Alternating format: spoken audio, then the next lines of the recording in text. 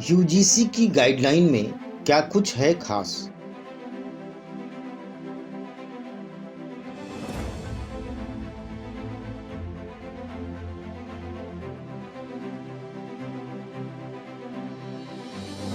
Online exam का हुआ confusion खत्म, पिछला सेमेस्टर बनेगा पास करने का आधार। बीते 28 अप्रैल को वीडियो कॉन्फ्रेंसिंग के जरिए मीटिंग के बाद यूजीसी ने तैयार किया है एकेडमिक कैलेंडर का नया रोड मैप। उस मीटिंग में हरियाणा के केंद्रीय विश्वविद्यालय के वीसी आरसी कोहार व इग्नू के वीसी नागेंद्र राव के नेतृत्व में गठित दोनों कमेटियों के सुझावों पर हुई चर्चा और उस आधार पर ही तैयार किया गया है यह रोड मैप। आइए जानते हैं क्या कुछ है इसमें खास।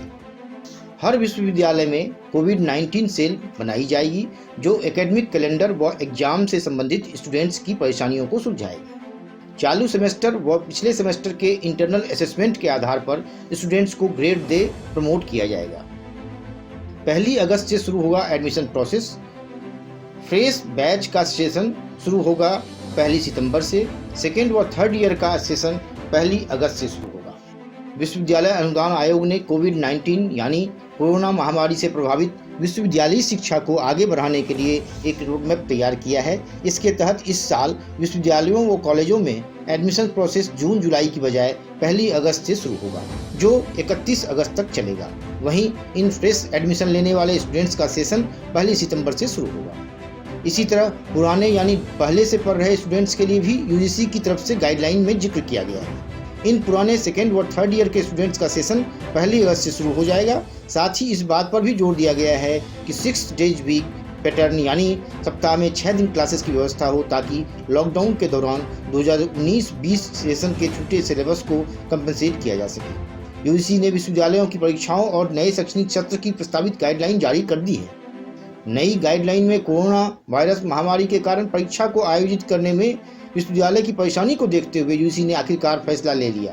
यूजीसी ने घोषणा की कोविड-19 के कारण परीक्षा आयोजित करने में कठिनाई का सामना करने वाले विश्वविद्यालयों को पिछले सेमेस्टर में आंतरिक मूल्यांकन और प्रदर्शन के आधार पर छात्रों को ग्रेड देने होंगे। लंबे विचार विमर्श के बाद आखिरकार अंतिम दिशा निर्देशों में उच्च शिक्षा क्षेत्र के नियामक ने यह प्रावधान किया है कि यदि पिछले सेमेस्टर का परिणाम उपलब्ध नहीं है तो पहले वर्ष के आधार पर आंतरिक मूल्यांकन के आधार पर 100% मूल्यांकन किया जा सकता है। इंटरनल असेसमेंट मूल्यांकन में प्रारंभिक, मिड सेमेस्टर, आंतरिक मूल्यांकन या छात्र को प्रमोट करने के लिए कुछ भी नाम दिया जा सकता है। विश्वविद्यालय अनुदान आयोग ने दिशा निर्देशों पर जोर देते हुए यह एडवाइजरी जारी की। यूजीसी ने विश्वविद्यालयों से कहा कि वे कम समय अवधि में इस प्रक्रिया को पूरा करने के लिए वैकल्पिक और सरलीकृत तरीके और परीक्षा के तरीकों को अपनाएं जिससे कि वक्त की बचत हो सके। विश्वविद्यालयों ने 3 से 2 घंटे तक के समय को कम करके परीक्षाओं के कुशल और नए तरीके अपनाने की भी सलाह दी है। नियामक में यह भी सुविधा दी गई है कि जो छात्र अपने ग्रेड में सुधार करना चाहते हैं उन्हें किसी अन्य अवसर की अनुमति दी जानी चाहिए। यूजीसी ने अपने दिशा निर्देशों में कहा है कि ऐसे में जब भी परिस्थितियां सामान्य होती हैं उन्हें यह अवसर दिए जाने की अनुमति देनी चाहिए और साथ ही एक शिकायत निवारण तंत्र भी होना चाहिए जो छात्र शिकायतों की निगरानी कर सके। यूजीसी ने इसके लिए एक हेल्पलाइन भी जारी करने की बात कही है। ग्रेड में सुधार के लिए विश्वविद्यालय द्वारा जुलाई में परीक्षाएं आयोजित कराई जा सकती है। हालांकि सबसे पहले फाइनल सेमेस्टर के छात्रों की परीक्षाएं होंगी, बाद में दूसरे सेमेस्टरों की परीक्षाएं आयोजित की जाएंगी। इसके साथ साथ इन दिशा निर्देशों में कहा गया है कि जहां परीक्षा आयोजित करना मुश्किल है वहां विश्वविद्यालय आंतरिक मूल्यांकन के पैटर्न के आधार पर छात्रों को 50% अंक दे सकते हैं और शेष 50% अंक पिछले सेमेस्टर में प्रदर्शन के आधार पर दिए जा सकते हैं। इसके अलावा कहा गया है कि इस लॉकडाउन की अवधि को सभी छात्रों द्वारा भाग लेने यानी उपस्थित रहने के रूप में माना जाएगा।